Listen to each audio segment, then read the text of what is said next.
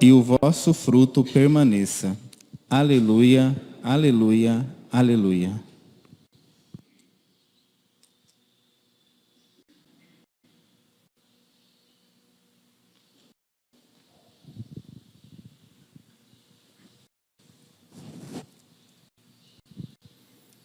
O Senhor esteja convosco. Proclamação do Evangelho de Jesus Cristo, segundo João.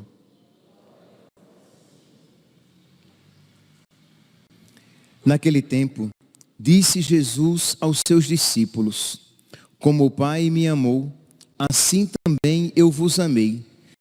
Permanecei no meu amor.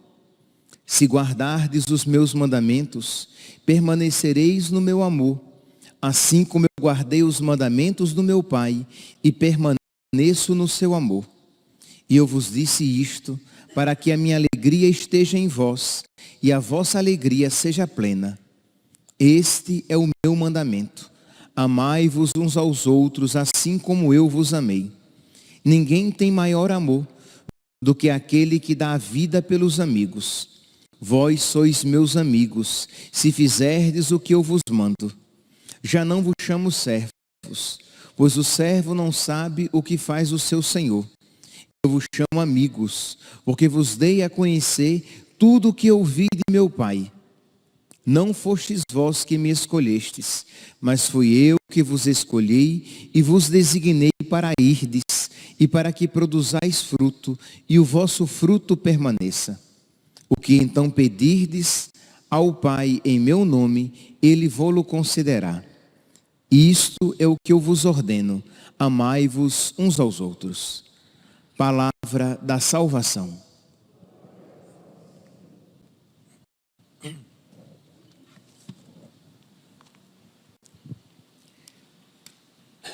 Caríssimos irmãos e irmãs, estamos celebrando a festa de São Matias, apóstolo, e temos a oportunidade de celebrar dentro da novena de Pentecostes, que foi quando São Matias foi eleito apóstolo, para completar o grupo dos 12 que deveriam receber o Espírito Santo. Os 11 se reúnem para escolher quem iria completar o grupo, já que Judas traiu nosso Senhor e seguiu o seu destino, como nós ouvimos aqui na primeira leitura de hoje, no versículo 25.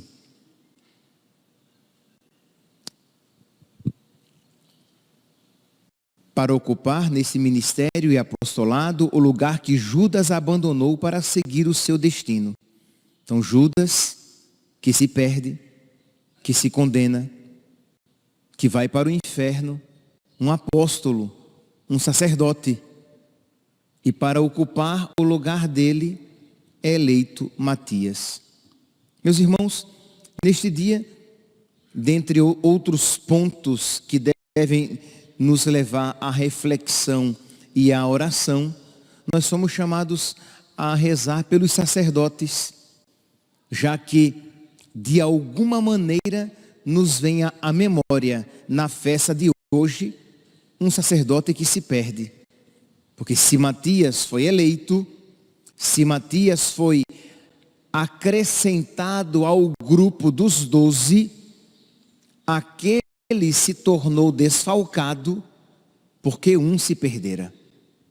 Porque um caminhou para o seu destino.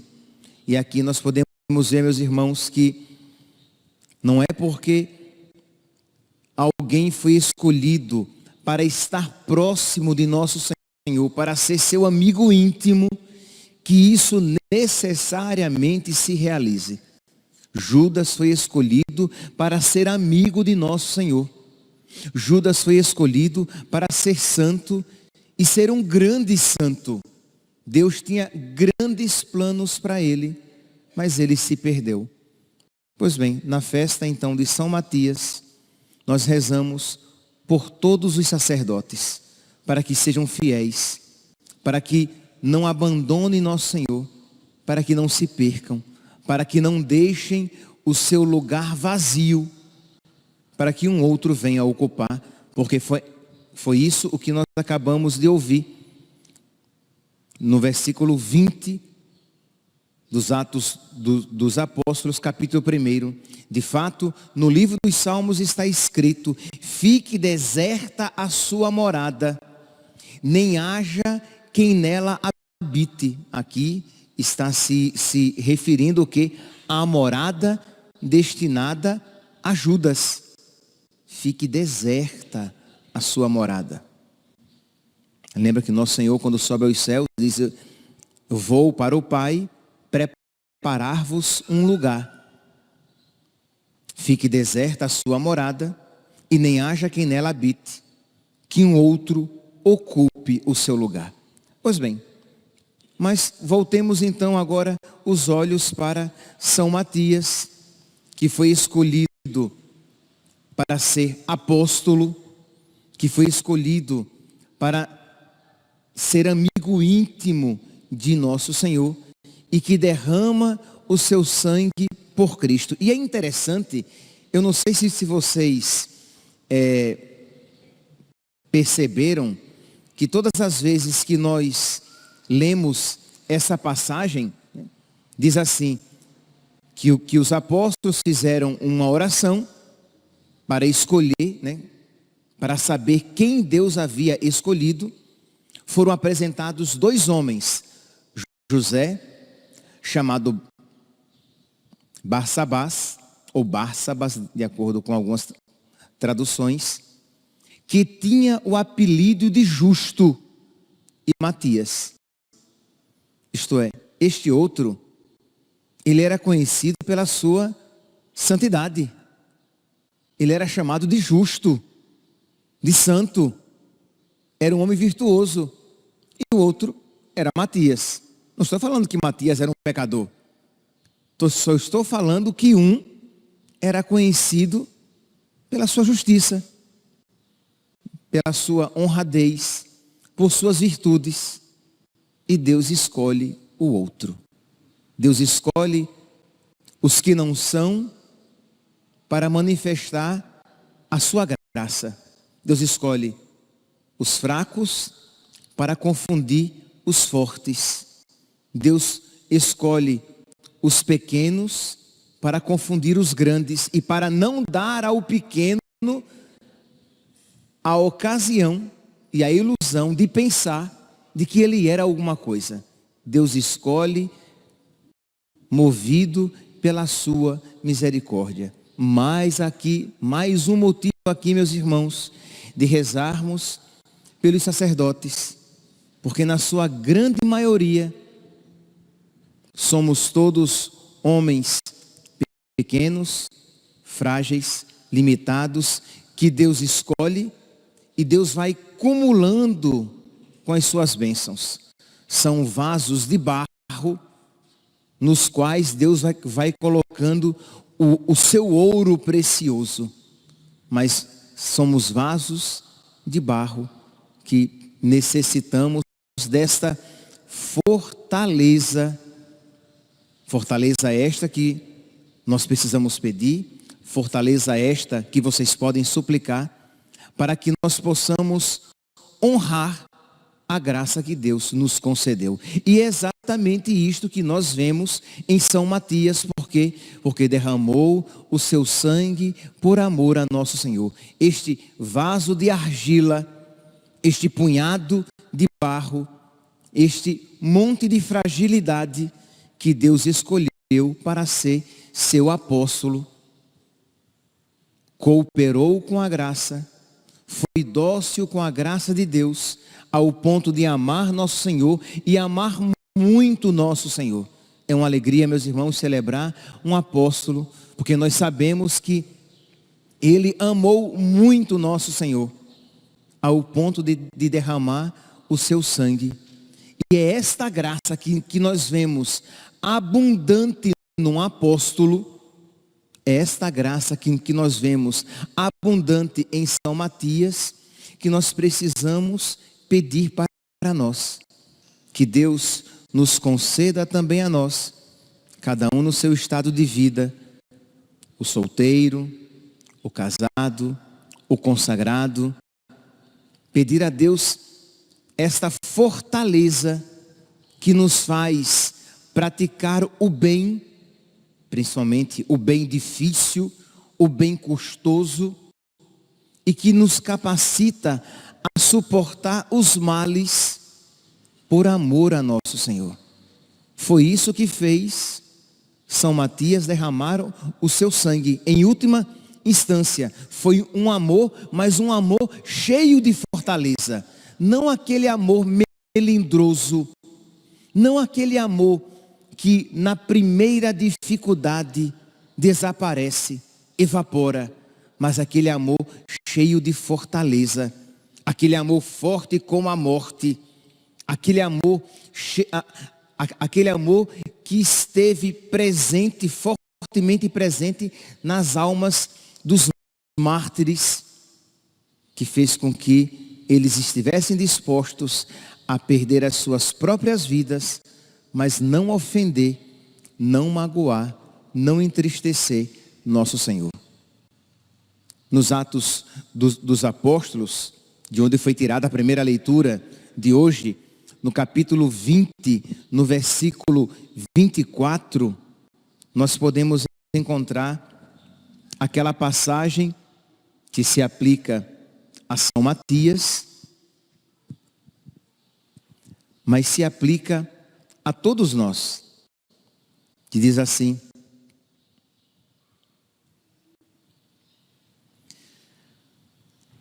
o contexto aqui é de São Paulo sendo perseguido, de São Paulo sofrendo por causa do seu ministério, e São Paulo diz assim: mas eu não temo nada disso.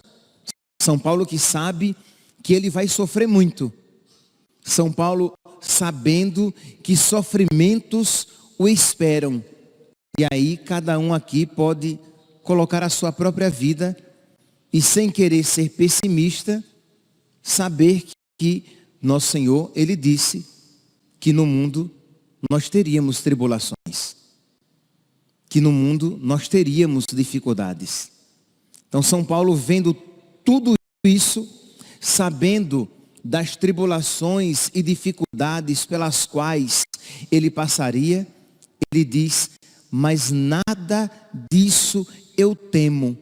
Isto é, eu não temo o sofrimento, eu temo ofender nosso Senhor.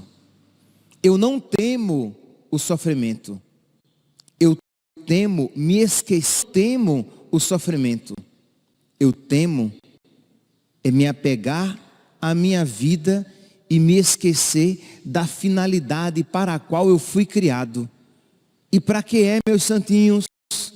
Para que é que nós fomos criados?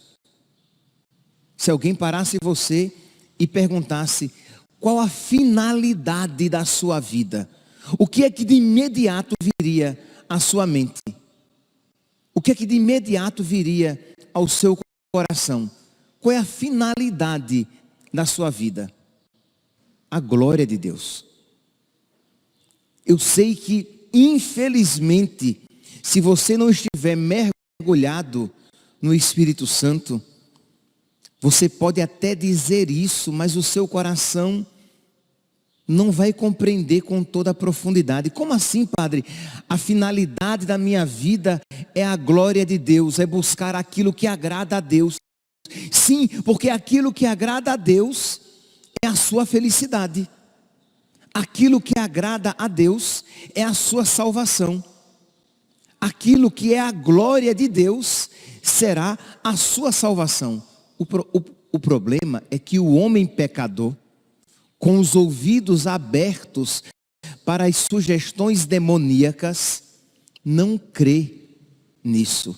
E pensa que quando eu digo que a finalidade da minha vida é buscar a glória de Deus, é uma realidade que se contrapõe à minha felicidade. E eu, iludido pelo diabo, pelas propostas mundanas e levado pelas sugestões da carne, eu penso que a finalidade da minha vida é ser feliz neste mundo. Quando a felicidade neste mundo é inexpressiva, é irrelevante em comparação com a felicidade do céu. É porque os nossos olhos, se não estiverem iluminados pelo Espírito Santo, nós só veremos a cronologia, isto é, nós só perceberemos o tempo, o espaço, esta realidade na qual estamos inseridos. Mas, meus irmãos, a nossa vida neste mundo é apenas um instante. Esta frase, né, que Santa Teresinha disse, e que às vezes repetimos, mas que não temos compreensão, a compreensão profunda. A nossa vida neste mundo é apenas um instante. 100 anos, 120 anos, 150 anos neste mundo é apenas um instante. De modo que quando nós compreendemos isso, nós poderemos perceber que não pode ser. A finalidade da minha vida não pode ser uma felicidade momentânea e passageira. Mas a felicidade da minha vida é a glória de Deus. E a glória de Deus é o homem vivo, o homem salvo. Então creiamos em Deus. Creiamos no amor de Deus. Creiamos que Ele nos ama e que Ele quer o melhor para nós. De modo que, quando nós tivermos esta certeza impregnada no nosso coração, nós não teremos medo de dizer o que São Paulo disse. Então São Paulo vai e diante do sofrimento, ele diz: eu não temo nada disso, nem faço caso, nem faço grande conta da minha vida, contanto que eu termine a minha carreira e o ministério que eu recebi do Senhor. Isto é, eu não tenho a minha vida em grande conta. A minha vida não é tão importante assim. Imagine, São Paulo dizendo um negócio desse. Por que São Paulo está dizendo isso? É porque ele está desprezando a sua vida? Não, é porque ele sabe que a sua vida é um instante que passa. É porque ele sabe que a figura deste mundo é passageira. É porque ele sabe que 150 anos neste mundo não é nada. Então ele diz: eu não me apego à minha vida, mas eu me apego à vontade de Deus. Eu não me apego à minha vida, mas eu quero cumprir a minha carreira, a minha vocação, aquilo para o qual eu fui criado. Eu quero fazer a vontade de Deus. Jesus, ele diz isso, porque Jesus na sua vida terrestre, ele viveu em plenitude e perfeição tudo isso. Jesus diz, no capítulo 12, no versículo 15, que quem se apega à sua vida, vai perdê-la. Mas quem faz pouca conta da sua vida, parece um desprezo, né? Quem faz pouca conta da sua vida, vai ganhá-la, conservá-la para a vida eterna. Então, não é um desprezo pessimista, doentio, masoquista, de quem quer sofrer e ama o sofrimento, de uma pessoa clinicamente doente. Não é isso. É um desprezo em prol de algo maior. É aquilo que Santo Agostinho vai dizer, que existem duas cidades. Em uma moram aqueles que amam tanto a Deus ao desprezo de si mesmos. Em outra cidade moram aqueles que amam tanto a si mesmos ao desprezo de Deus. Em que cidade queremos morar? Na primeira, naquela cidade que moram aqueles que amam tanto a Deus, ao ponto de neste mundo desprezarem a sua vida. Nesta moram São Paulo, São Matias, Santo Agostinho, Santa Teresinha, São João da Cruz e todos os nossos santos de devoção. Naquela outra cidade que moram aqueles que amam tanto a si mesmos ao desprezo de Deus, moram Judas, outros condenados e os demônios. Porque, meus irmãos, todo pecado, ele começa de alguma maneira quando você se esquece dessa realidade de que nós precisamos ter a nossa vida em pouca conta. Nós precisamos desprezar a nossa vida em prol de algo maior, mas nós não conseguiremos isso sem a graça de Deus, sem o Espírito Santo, sem esta força de Deus que faz com que nós consigamos fazer aquilo que está além da nossa natureza, porque nós, por nós mesmos, nós não conseguiremos nos desprezar a este ponto. Mas com a graça de Deus, com o Espírito Santo que nós estamos invocando, nós conseguiremos. Sem mim, nada podeis fazer, mas tudo posso naquele que me dá forças. Sem a luz que acode, nada o homem pode, nenhum bem há nele, mas com a luz que acode, tudo o homem pode.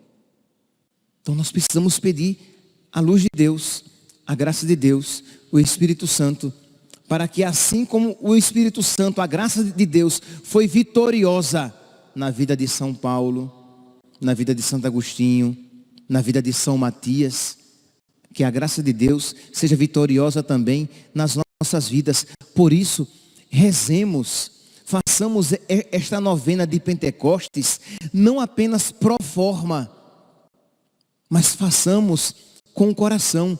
Rezemos não apenas de boca, mas rezemos com o coração, com a alma. Rezemos não apenas antes da missa, como temos rezado, mas rezemos durante o dia. Pegue o Veni Creator, pegue a sequência de Pentecostes e reze, repita, reserve um tempinho, 5 minutos, em que você silenciosamente se coloca em oração e você pede: a nossa mente iluminai, os corações enchei de amor. Você está pedindo a Deus que ilumine a sua mente para que você veja, a partir de Deus, as verdades da fé. Que esta vida é passageira, que essa vida é um instante, que vale a pena desprezar, não ter em muita conta esta vida, porque quem valoriza demais esta vida vai acabar pecando. Por quê? Porque vai acabar querendo, em primeiro lugar, e a todo custo, a satisfação da sua vontade nesta vida, em detrimento da outra. Quando o princípio da santidade e da salvação é a renúncia da própria vontade e o desprezo da própria vida neste mundo. Mas se nós não tivermos o Espírito Santo, nós não compreenderemos esta verdade. Se nós não tivermos o Espírito Santo, nós sentiremos ojeriza, repulsa, distância, antipatia. Pode ser que você nem isso diga, mas você percebe que existe uma distância entre esta verdade evangélica e os sentimentos do seu coração. Por isso, você então, reconhecendo que isso está presente no seu coração, você dobra os seus joelhos e você suplica como um mendigo: a nossa mente iluminai, os corações enchei de amor, nossa fraqueza encorajai, qual força eterna e protetor. Você pede a Deus a força do alto. Você reconhece que você sozinho, você não consegue alcançar esta verdade. Você reconhece que você, sem a graça de Deus, você não amará essa verdade. Você reconhece que sem a graça de Deus, você agirá como Judas. Você não agirá como um Matias, como um São Paulo, como um Santo Agostinho, como os santos de Deus. Então, pedir o Espírito Santo, sabendo que você precisa de verdade o Espírito Santo. E não tenhamos dúvidas, meus santos, que se isso fizermos, Deus, que quer nos conceder a força do alto, nos concederá. Porque quem procura, acha. A quem pede, é dado. E a quem bate, vos será aberto. Peçamos com humildade, peçamos com confiança, peçamos com perseverança esta graça, o Espírito Santo, que Deus quer nos conceder.